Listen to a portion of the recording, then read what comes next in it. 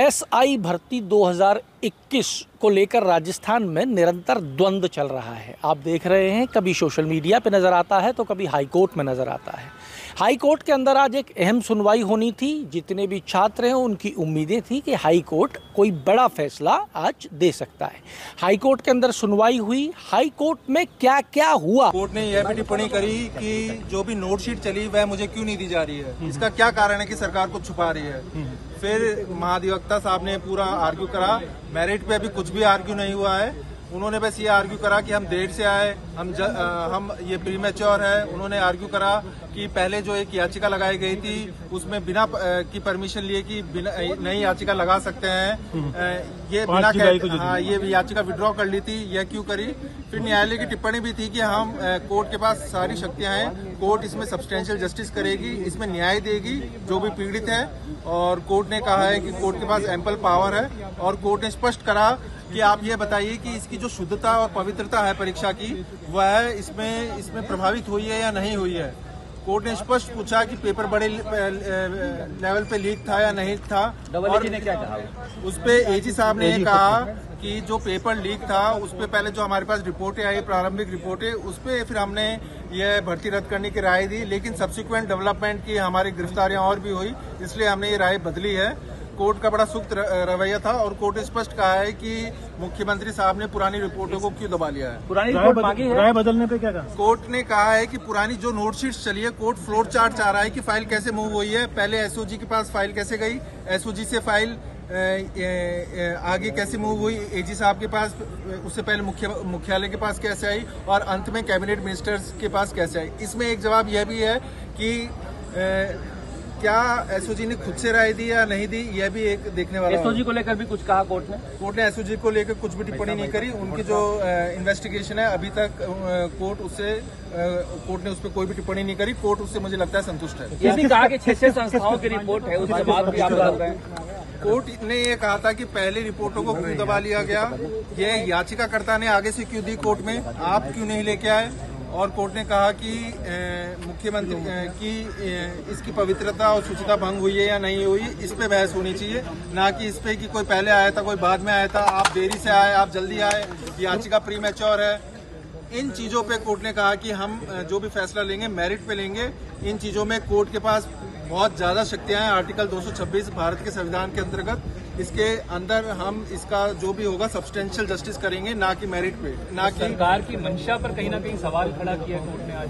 बिल्कुल स्पष्ट है, जो भी टिप्पणियां हैं मैंने स्पष्ट रूप से बताया आपको। तो अब क्या रहेगा इस मामले? देखिए, मामला कई लोग ऐसे भ्रमित कर रहे हैं कि आज फैसला आ जाएगा, ऐसा आ जाएगा। अभी एजी साहब ने प्रिलिमिनरी ऑब्जेक्शन पे बहस करी है, फिर हम भी करेंगे बहस, फिर वहां से भी बहस होगी, तो इसमें 5 दिन बहस में लग सकते हैं। फिर कोर्ट में ये एक लंबा चौड़ा जजमेंट आएगा, क्योंकि इसमें फैक्ट्स और कानून बहुत ज्यादा है। तो मेरे को लगता है कि इसमें एक न्यायालय फैसला सुरक्षित। तो सरकार जो कहने की कोशिश कर रही है कि बड़े लेवल पर लीक नहीं हुए पेपर, इसलिए रद्द नहीं किया जाना चाहिए, इसको लेकर कोर्ट ने कहीं अभी सर इस पॉइंट पे बहस नहीं हुई, प्रिलिमिनरी ऑब्जेक्शंस पे बहस हुई है और सुप्रीम कोर्ट के जजमेंट्स दिखाए गए हैं। जो न्यायालय की टिप्पणियां थी वो मैंने आपको बताई।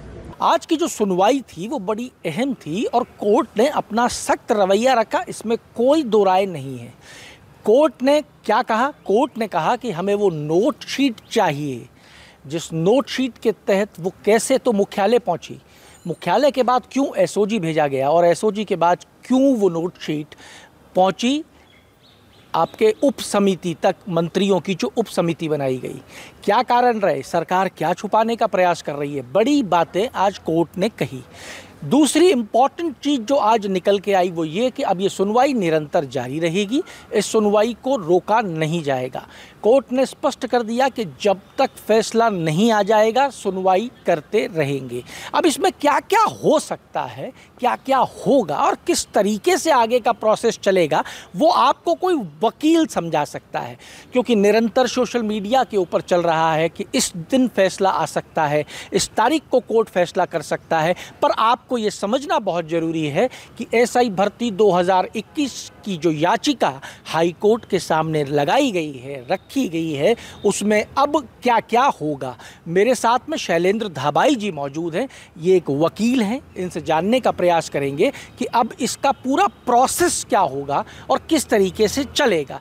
धाबाई साहब, एक एसआई भर्ती 2021 मामला हाई कोर्ट के अंदर चल रहा है, आज सुनवाई भी हुई है और कल से निरंतर सुनवाई करेगा कोर्ट।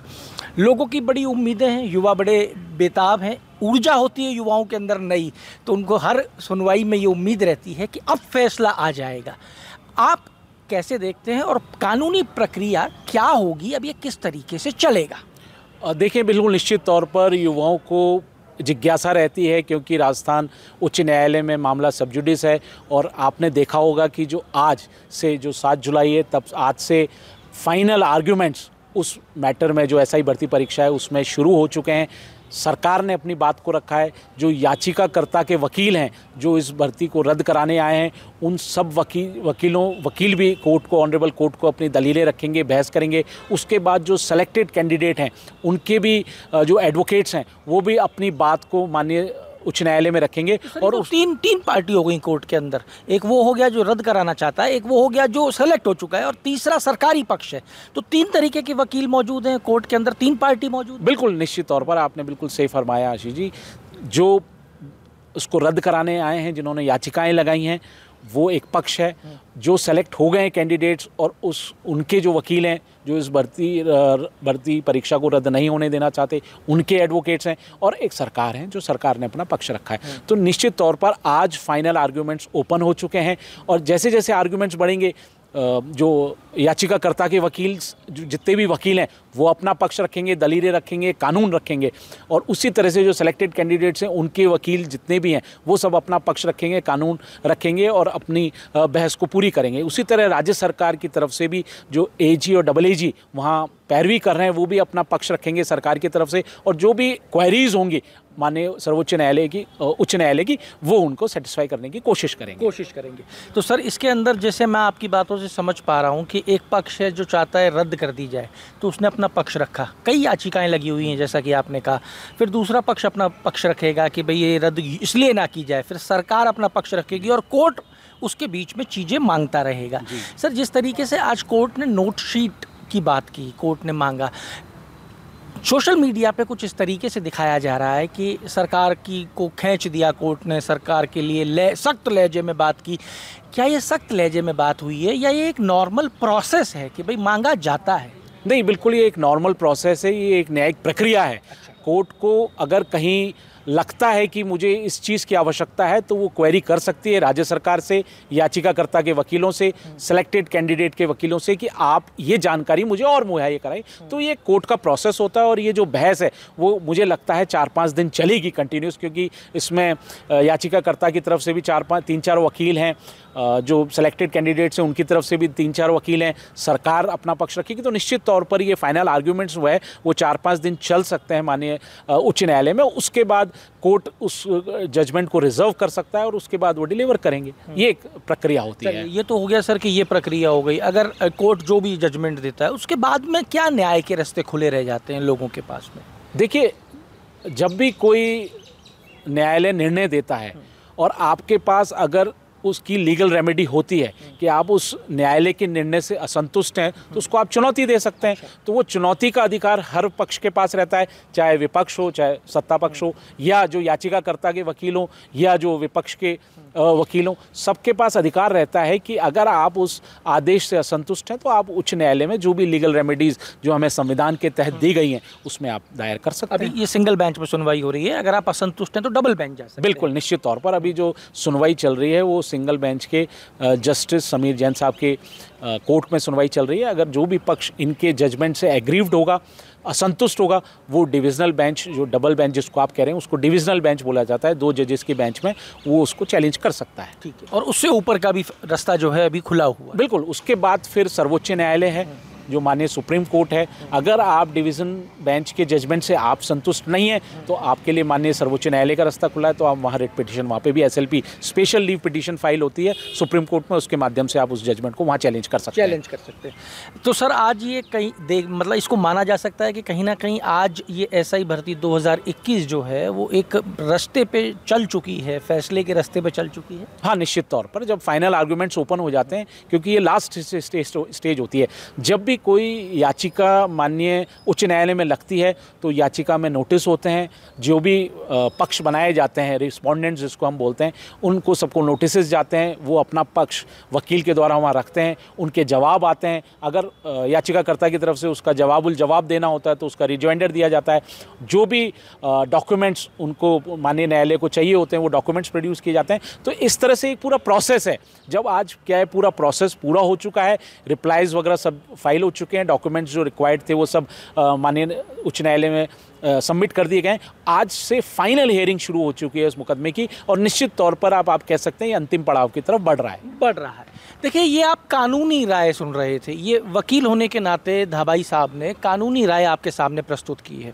इनका कहना है कि इसमें कोई दो राय नहीं है कि अभी ये मुकदमा फैसले की तरफ चल दिया है, फैसला होगा, लेकिन इसमें अभी फाइनल हियरिंग होगी।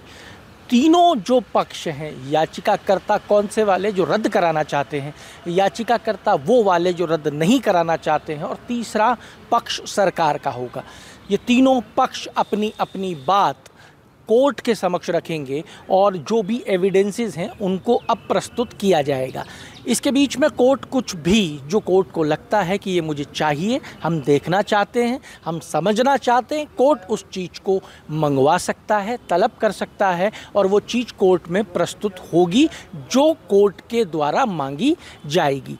न्याय की प्रक्रिया शुरू हो चुकी है, लेकिन इसमें विधि से रिलेटेड लोगों का ये मानना है कि इस सुनवाई में अभी कम से कम 5 से 6 दिन लग सकते हैं। सरकार अपना काम कर चुकी है, कोर्ट ने अपना काम शुरू कर दिया है। अब देखना ये होगा कि किसका पक्ष कोर्ट के समक्ष ज़्यादा भारी नज़र आता है। अगर आप ये वीडियो YouTube पर देख रहे हैं तो हमारे चैनल को सब्सक्राइब करें और बेल आइकन को दबाना ना भूलें। अगर आप Facebook पर ये वीडियो देख रहे हैं तो हमारे पेज को लाइक करें।